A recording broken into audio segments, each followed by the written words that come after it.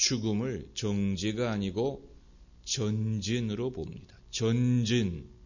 사람이 죽은 다음에도 여전히 그가 미래지향적으로 바라볼 것이 있고 여전히 기도하고 죽음 이후에도 믿음의 열매를 기다리는 부분이 있다는 것입니다. 여러분, 성경에서 이미 죽었는데 다시 잠시 나타난 인물들이 있습니다. 그게 바로 모세와 엘리야입니다.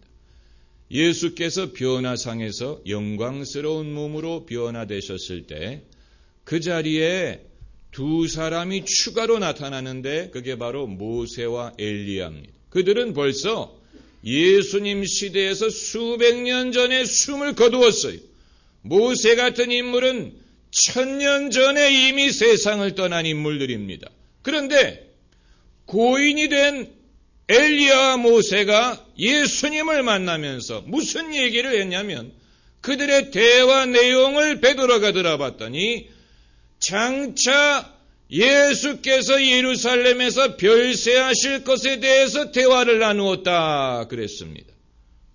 고인이 된 그들이 과거를 회상하는 그런 대화를 한 것이 아니고 장차 일어날 일에 대하여 예수님과 대화를 나누었다. 이것은 적어도 믿음 안에서 세상을 떠난 사람은 세상을 떠난 후에도 여전히 미래지향적으로 존재한다는 것을 보여주는 것입니다. 과거지향적이 아니에요.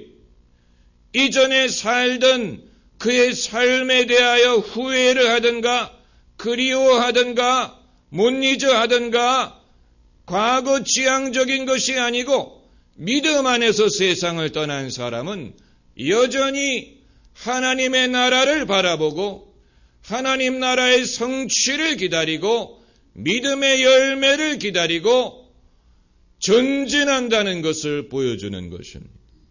여러분, 이것은 믿음이 아니면 도저히 이해할 수 없는 부분입니다. 그렇기 때문에 예수님도 부활하신 다음에 당신이 사랑하던 사람들이 찾아와 주기만을 기다린 게 아니에요. 그들이 향유를 들고 와주기를 기다린 게 아니고 향유를 필요로 하지도 않았고 그들의 돌보심을 필요로 하지 않았습니다. 예수님은 부활하신 다음에는 당신이 미처 하실 일들이 여전히 남아있었던 것으로 보입니다. 왜냐하면 인류의 구속, 인류의 죄사함에 대해서는 이미 모든 일을 이루셨지만 이제는 그것을 적용하는 일들이 남아 있어요. 그렇기 때문에 교회가 세워질 것이고 성령이 임하실 것이고 당신의 증인들이 땅끝까지 가게 될 것이고 인류의 죄사함을 위한 일은 이미 예수님이 십자가상에서 이루셨지만 그것을 구체적으로 적용하는 일은 이제 막 시작입니다. 그렇기 때문에 예수님께서는 무덤에 누워 계신 게 아니고 예수님에게는 새로운 어젠다가 있었어요. 새로운 어떤 목적과 스케줄이 있었다는 것을 보여주는 것입니다. 여러분, 만일 누가 세상을 떠났을 때 세상을 떠난 후에 그에게 남은 것이 과거를 후회하는 것뿐이라면 그것으로 그 사람이 어디 갔는지를 알 수가 있습니다. 그게 바로 지옥입니다. 지옥은 과거를 후회하는 곳입니다. 예수님은 이렇게 표현하셨습니다. 바깥 어두운 곳에서 슬피 울며 이를 갈미 있으리라. 왜 슬피 울며 이를 갑니까? 후회하기 때문입니다. 후회하기 때문입니다. 반대로 천국 가는 사람은 이 세상에 살 때 아무런 고난이 있었던 아픔이 있었던 실망스러운 일이 있었던 간에 천국 간 사람은 더 이상 거기에 대해서 연연하지 않습니다. 누가 자기를 아프게 한 일에 대해서 연연하지 않고 거기에 대해서 원수 갚으려고 하지 않고 자신의 과거의 불행에 대해서 슬퍼하지 않고 천국 간 사람은 거기에서 벌어지는 놀라운 일들 자체가 너무 놀랍기 때문에 이 세상의 일은 잊어버립니다. 이제 더 이상 중요하지 않습니다. 예수님이 부활하신 다음에 당신을 괴롭게 했던 사람들에 대해서 한마디 말씀하지 않은 것과 마찬가지죠.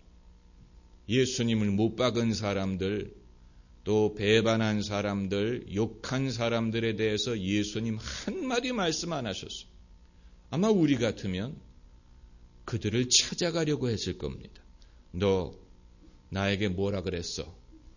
너 나 옆구리를 찔렀지? 이거 봐.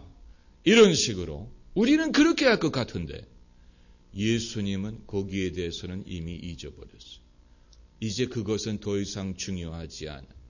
예수님은 과거에 대해서 생각하지 않고 앞으로의 일을 바라보는 것입니다. 할렐루야.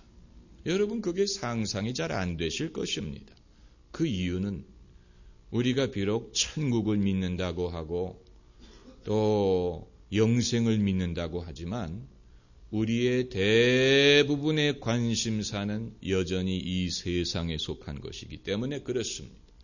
우리의 대부분의 관심사는 이 세상에 속한 것이기 때문에 그렇습니다.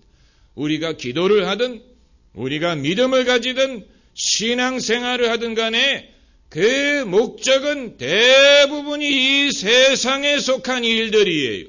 이 세상에 속한 일들 때문에 기도하고 염려하고 그것 때문에 하나님의 도움을 구하기 때문에 우리는 천국을 믿고 하나님의 나라를 구한다고 하지만 정작 우리의 관심사의 대부분은 이 세상에 속한 일들입니다. 그렇기 때문에 이 세상과 결별했을 때에 그 이후의 존재에 대해서는 상상조차 하기가 어려운 것입니다. 이 세상과 결별했을 때에 세상과 동떨어진 존재에 대해서는 상상을 할 수가 없는 것입니다. 그렇기 때문에 유교 같은 데에서는 여전히 돌아가신 조상들에 대해서 제사를 지내는 것이고 제사상에 음식을 올려놓는 것입니다. 왜냐하면 돌아가신 분들이 여전히 자손들이 음식 대접하는 것을 원할 것이라고 생각을 하는 것인데 정말로 그럴 것 같습니까?